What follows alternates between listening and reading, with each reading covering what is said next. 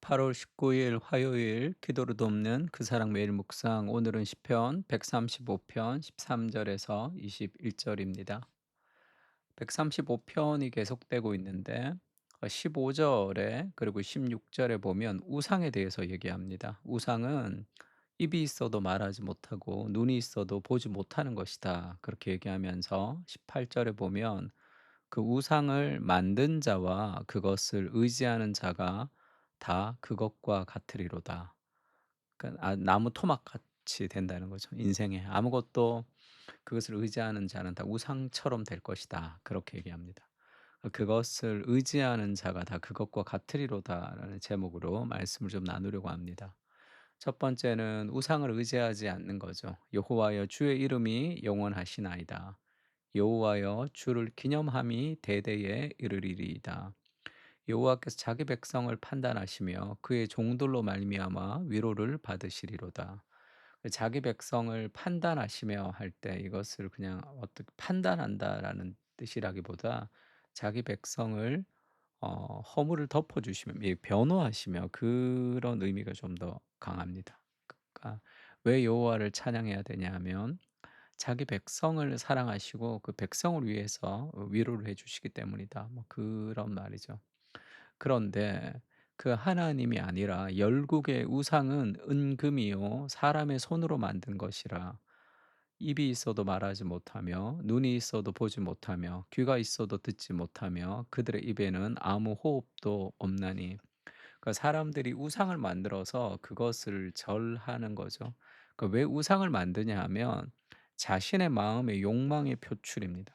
그러니까 금송아지를 만들어서 이렇게 절하고 할 때도 그 자신들이 원하는 하나님을 스스로 만들어서 그것에 절하면서 노예가 되는 거죠. 그러니까 우상은 결국 하나님을 섬기는 것이 아니라 자신의 욕망을 섬기는 거죠. 그 우상이 무엇이냐 할 때 우상이라는 것은 보통 선한 것들이죠. 나쁜 것이 아닙니다. 그 애국심은 좋은 거지만 그 애국심이 너무 강하게 될 때 다른 나라를 그렇게는 이제 공격하는 그 민족주의가 돼 버리면 그거는 악한 것이 되죠. 잘못된 그러니까 선한 것이 궁극적인 것이 될 때 그것이 우상이라고 할 수 있죠.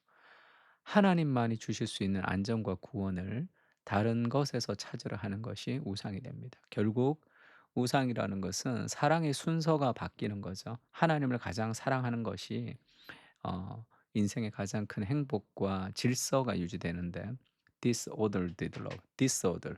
그러니까 순서가 바뀌어 버리면 하나님보다 더 사랑하게 되면 그러면 그것이 우리를 노예로 삼습니다.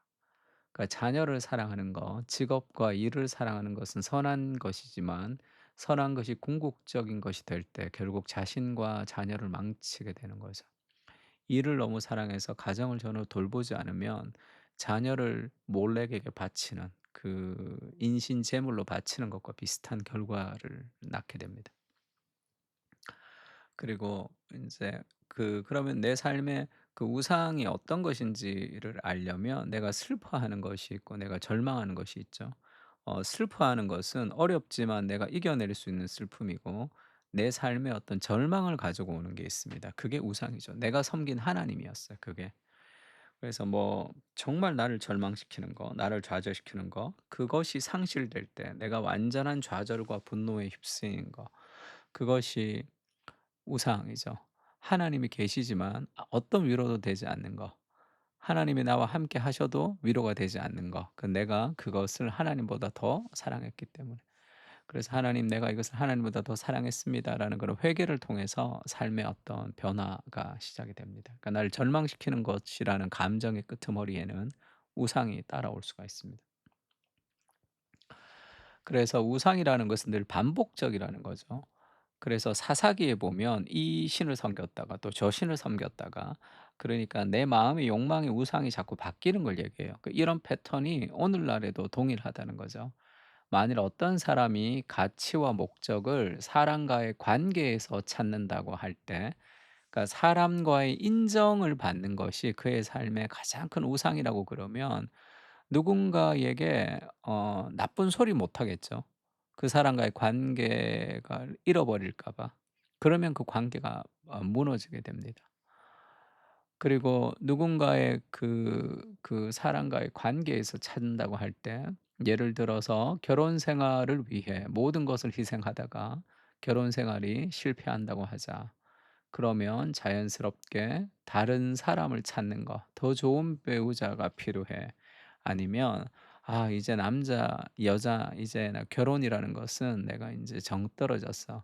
그러면 이제 일에 집중한다든지 그렇게 다른 우상으로 계속 이렇게 널뛰게 하는 거죠.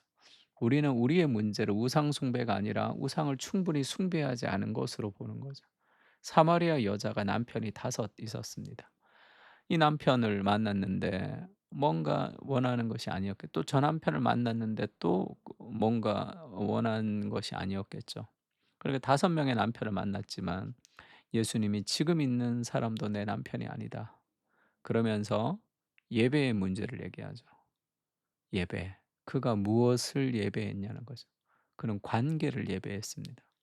근데 하나님을 정말로 예배할 때, 하나님을 가장 사랑할 때 우리 인생의 여러 가지 상실의 문제를 극복해 갈 수 있는 거죠. 그리고 두 번째, 우상은 우리를 구원하지 못한다는 거 알아야 되죠. 왜냐하면 그것을 만든 자와 그것을 의지하는 자가 다 그것과 같으리로다. 다 그렇게 됩니다. 이스라엘 족속아 여호와를 송축하라. 아론의 족속아 여호와를 송축하라. 레위 족속아 여호와를 송축하라. 여호와를 경외하는 너희들아 여호와를 송축하라. 예루살렘에 계시는 여호와는 시온에서 찬송을 받으실지라. 할렐루야. 그러니까 하나님을 가장 예배할 때 우리 삶의 질서가 잡힙니다. 그것이 아닌 하나님보다 더 사랑하는 대상이 있으면 우리는 다 그것과 같아지는, 결국 결과가 좋지 않게 됩니다. 데이비드 폴리슨이 쓴 글을 제가 좀 인용을 했는데요. 걱정의 죄가 당신의 영혼을 불쾌하게 옥조일 때, 내 염려와 걱정이 막 옥조일 때, 당신은 아마 현실에서 도피하는 빠른 해결책으로 달려갈 수 있다. 폭식을 하거나 TV, 자유행위, 소설, 쇼핑, 맥주, 게임 같은 데 집중할 수도 있죠. 아니면 당신이 무언가를 조정할 수 있다는 느낌을 갖기 위해 노력할 수도 있다. 수많은 전화를 돌린다거나 밤새워 일을 한다거나 당신을 도와주는 사람들 사이에 분열을 일으킨다거나 집을 청소하는 일에 미칠 수 있다. 이런 일이 있죠. 스트레스가 확 오면 막 밤새 정리하는 사람들도 있습니다. 왜 이런 모든 일이 일어나는 것일까? 하나님을 입술로 고백하지만 걱정이 몰려오는 그 순간에 당신은 당신이 모든 일을 통제해야 하는 것처럼 사는 거죠. 내가 하나님인 것처럼. 당신은 마치 다른 어떤 것들, 돈, 누군가의 인정, 성공적인 설교, 시험 성적, 좋은 건강, 갈등을 피하는 것, 무언가를 얻는 것이 하나님을 사랑하는 것보다 더 중요한 것처럼 살아가는 것. 우리의 우상들이 무엇인지를 막 보여줍니다. 그래서 뭔가 기분이 속상하거나 뭔가 내 삶에 스트레스가 있거나 누군가의 관계가 좋지 않으면 기도하고 싶지도 않고 말씀 보고 싶지도 않고 마치 하나님에게 삐져 있는 사람인 것처럼 막 그렇게 행동할 때가 있어요. 그것이 내 안에 있는 우상, 하나님보다 더 사랑하는 대상이 있다는 겁니다. 당신은 마치 어떤 일시적인 쾌감이 피난처가 되는 것처럼 당신의 한 행동이 온 세상을 바르게 바꿔놓는 것처럼 산다. 이렇게 하여 당신의 마음에서 실제로 작동하는 신들과 당신이 입으로 고백하는 하나님이 서로 경쟁하게 된다.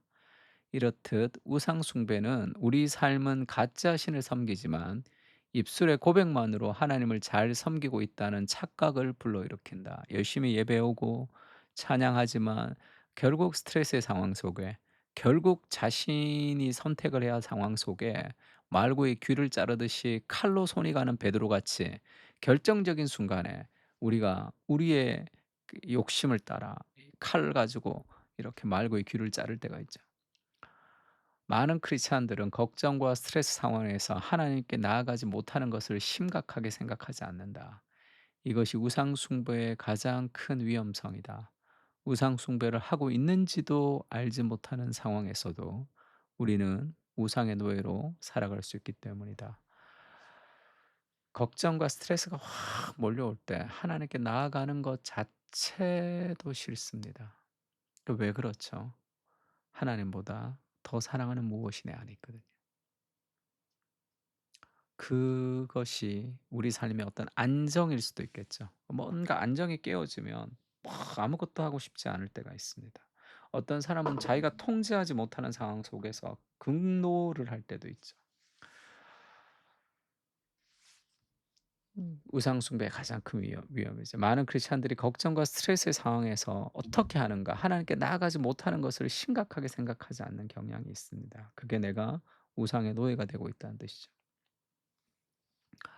그리스도 중심적으로 우리가 이 우상의 문제를 보자면 그 주인이 이르되 잘하였도다 착하고 충성된 종아 네가 적은 일에 충성하였음에 내가 많은 것을 내게 맡기리니 내 주인의 즐거움에 참여할지어다 하고 하늘의 인정, 그리스도의 완전한 인정이 있다는 생각을 계속 할 필요가 있습니다. 지금 내 모습 하나님이 참 기뻐하시고 인정하시는 거죠. "야 힘든 상황 속에서도 참 애쓴다. 그렇게 잘했다." 그러니까 하나님의 인정이 있다는 걸 알 때 우리는 사람의 인정과 내 삶에 원치 않는 어떤 결과들 속에서도 우리가 흔들리지 않는 어떤 방향을 잡을 수 있습니다. 예수님이 나를 인정하는 영원한 인정이 이미 우리에게 있는 거죠. 주님을 가장 사랑할 때 우리에게 있는 모든 선한 것들을 다 아름답게 누릴 수 있게 됩니다. 사랑의 순서를 세워가게 하시고 하나님보다 더 사랑하는 모든 것은 나를 노예로 삼습니다. 주님의 사랑으로 우리를 해방시켜 주십시오. 마음을 다해 주님을 사랑하며 가장 참된 자유를 누리게 하여 주시옵소서. 아멘.